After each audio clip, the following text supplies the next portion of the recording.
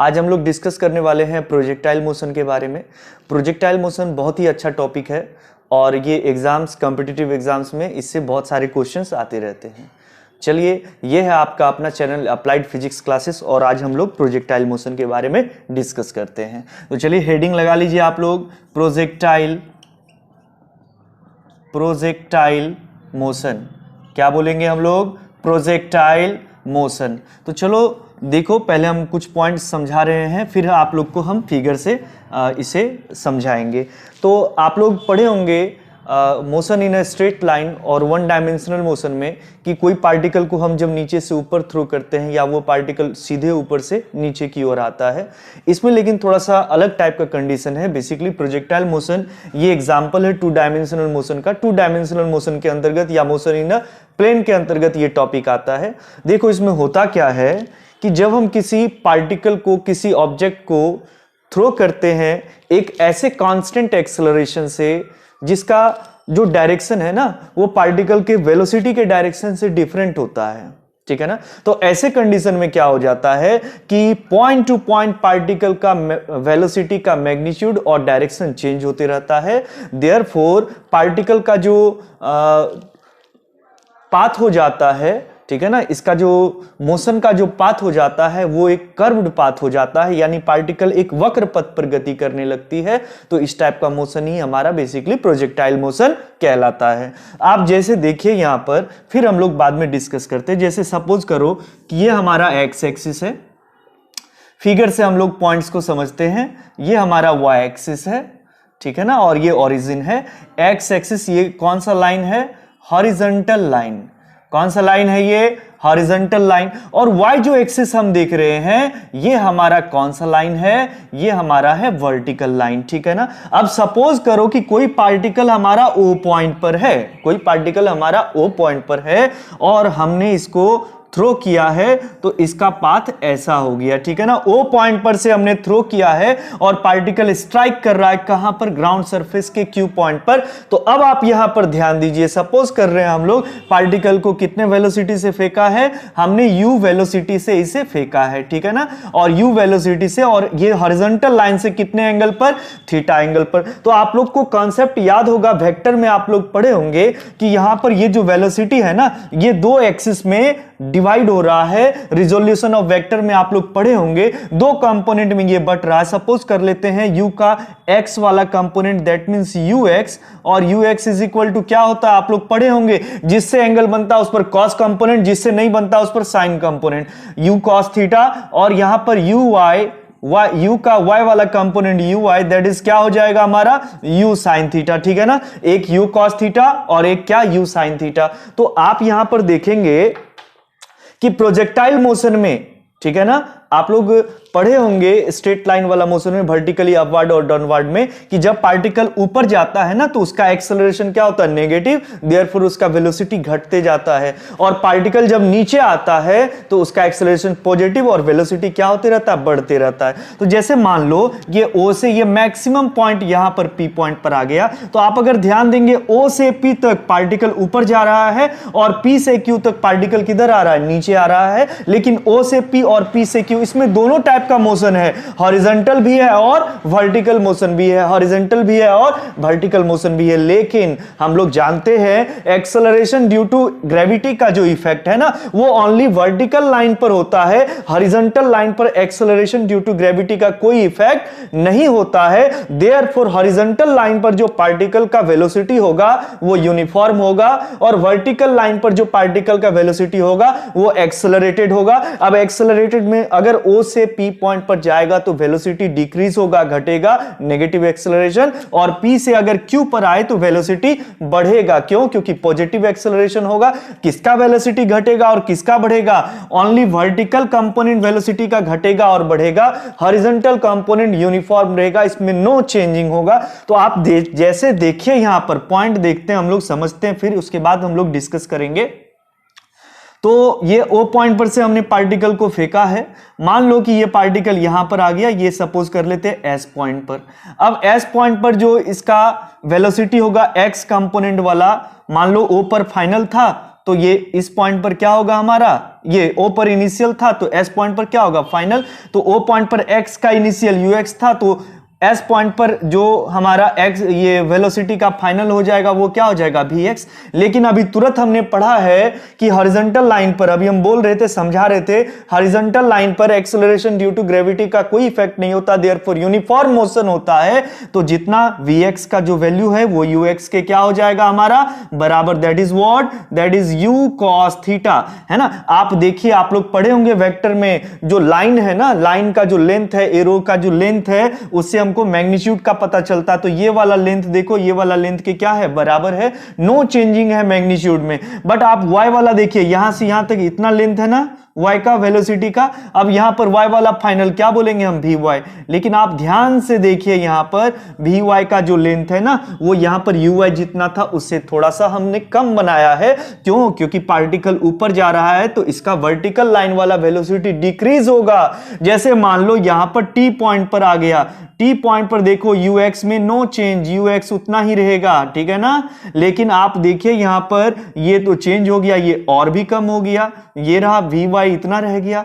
जैसे ही particle p point पर पहुंचेगा तो हॉरिजॉन्टल लाइन का वेलोसिटी तो कांस्टेंट है, ये तो ऑलवेज ux होगा, ux बोल दो vx बोल दो एक ही बात है।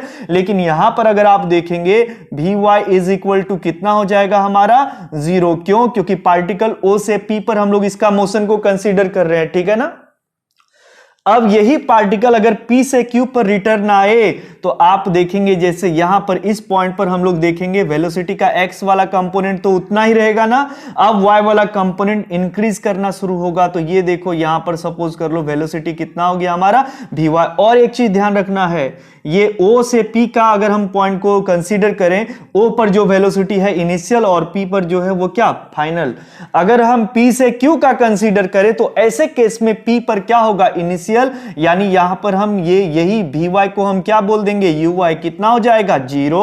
और बताइए जैसे ही पार्टिकल Q पॉइंट पर पहुंचेगा तो इसका वेलोसिटी क्या हो जाएगा, मैक्सिमम हो जाएगा। आपने पढ़ा होगा ऑब्जेक्ट को जितना वेलोसिटी से हम इनिशियली फेंकते हैं, जब वो रिटर्न आता है तो उतना ही वेलोसिटी अचीव कर लेता है। x में तो नो चेंजिंग, ये रहा ux, लेकिन y हमारा मैक्सिमम हो जाएगा Vy, और जितने से हमने फेंका था उतना ही अचीव कर लेगा।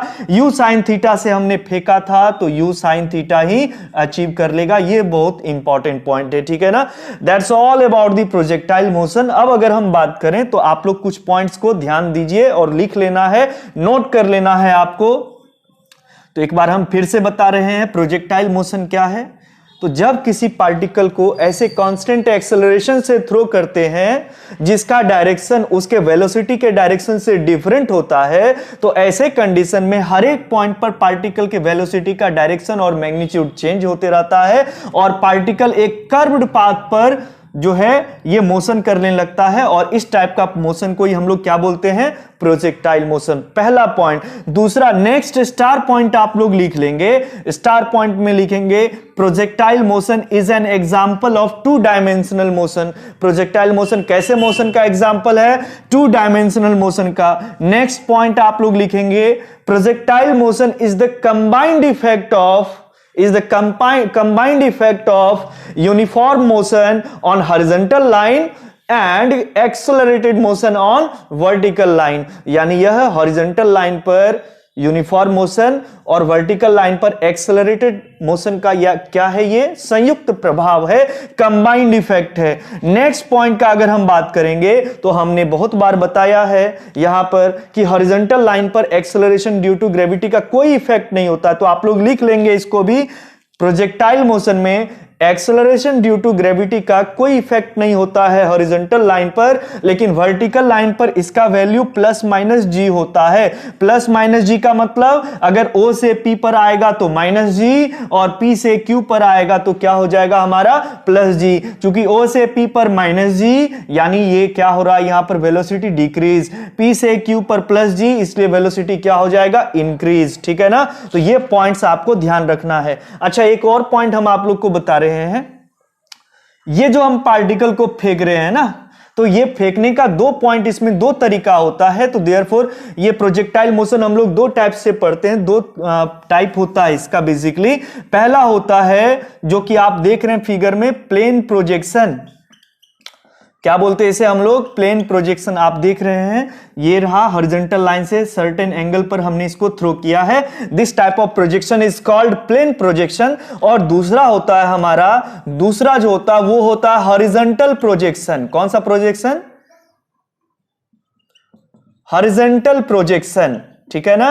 अब हॉरिजॉन्टल प्रोजेक्शन में क्या होता है तो ध्यान दो, जैसे सपोज करते हैं कि ये देखिए ये हमारा एक सीढ़ी है यहां पर, ठीक है ना, और यहाँ के सीढ़ी के जो टॉप स्टेप है इस पर एक बॉल रखा हुआ है और ये सीढ़ी जो है ग्राउंड सरफेस से मान लेते हैं h हाइट पर है और यहाँ पर हमने इसको u वेलोसिटी से इधर से धकेल दिया है। तो इसका मोशन इस टाइप से हो जाएगा। इसको हम लोग बोलेंगे हॉरिजॉन्टल प्रोजेक्शन, ठीक है ना। जब पार्टिकल को कुछ हाइट पर से फेंका जाता तो this type of projection is called horizontal projection. Okay, clear है। नेक्स्ट अब हम लोग देखते हैं, ध्यान देते हैं, इसमें कुछ पॉइंट्स है, इसको भी हम लोग लिख लेंगे। जैसे आप देख रहे हैं, जैसे देखो ये जो आप देख रहे हैं ओ पॉइंट, ठीक है ना, इन फिगर ओ पॉइंट, इसे हम क्या बोलेंगे? Point of projection. क्या बोलेंगे इसे हम? Point of projection. Point of projection. आप देख रहे हैं क्यू पॉइंट, क्यू को बोलेंगे हम पॉइंट ऑफ स्ट्राइकिंग, ठीक है ना। पॉइंट ऑफ, क्या बोलने वाले हैं इसको? स्ट्राइकिंग बोलने वाले हैं, पॉइंट ऑफ स्ट्राइकिंग। इसके बाद आप देखेंगे, ये देखो O से Q तक दिख रहा है ना, ये जो O से Q तक का डिस्टेंस है इसे हम बोलते हैं horizontal range. Therefore R is what? R is horizontal range. क्या बोलेंगे इसको? Horizontal range. और आप देखिए ग्राउंड सरफेस से जो ये P पॉइंट का जो मैक्सिमम डिस्टेंस है इसे हम बोलते हैं maximum height, maximum vertical distance, that is h। इसे हम क्या बोलेंगे? मैक्सिमम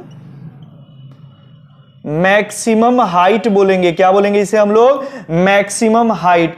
अब यहां पर और कुछ पॉइंट्स हम लोग देख लेते हैं। जैसे देखो O से P पॉइंट तक अगर पार्टिकल आ रहा है तो कुछ ना कुछ टाइम लगेगा ना, इसे हम लोग बोलते हैं टाइम ऑफ एसेंट, TA, ठीक है ना। अब बताओ P से Q पर पार्टिकल आ रहा है, इसमें भी कुछ ना कुछ टाइम लगेगा, इसे हम लोग बोलेंगे टाइम ऑफ डिसेंट, ठीक है ना। तो अब देखिए टाइम ऑफ एसेंट हम लोग जब कैलकुलेशन करेंगे तो टाइम ऑफ एसेंट का वैल्यू, टाइम ऑफ डिसेंट का वैल्यू दोनों इक्वल होता है। तो आप देखेंगे O से Q तक आने में पार्टिकल को कितना टाइम लगेगा, that is called time of flight. And time of flight is sum of time of ascent and time of descent. This is sum of time of ascent and time of descent. इसके बाद हम लोग range का भी formula निकालेंगे, height का भी formula निकालेंगे, and there are various relations between R and H। और भी कई सारे फॉर्मूला है, बहुत सारा रिलेशन पढ़ना है और कई सारा फॉर्मूला है इन सभी के बीच, और भी कुछ कंडीशंस हैं। तो चलिए, ये हमारा प्रोजेक्टाइल मोशन का बेसिक कॉन्सेप्ट था, ठीक है ना। बस आपको थोड़ा सा ध्यान रखना है। अब हम लोग इसमें बनाने वाले हैं फॉर्मूला। तो फॉर्मूला हम लोग इसको, फॉर्मूला को जो है प्रोजेक्टाइल मोशन से रिलेटेड जो फॉर्मूला है उसे हम लोग नेक्स्ट लेक्चर में डिस्कस करेंगे। आप लोग तब तक इतना पढ़ के रखें, इतने को समझ के रखें, और नेक्स्ट लेक्चर में हम लोग आएंगे इसके फॉर्मूला के साथ। Okay, thank you.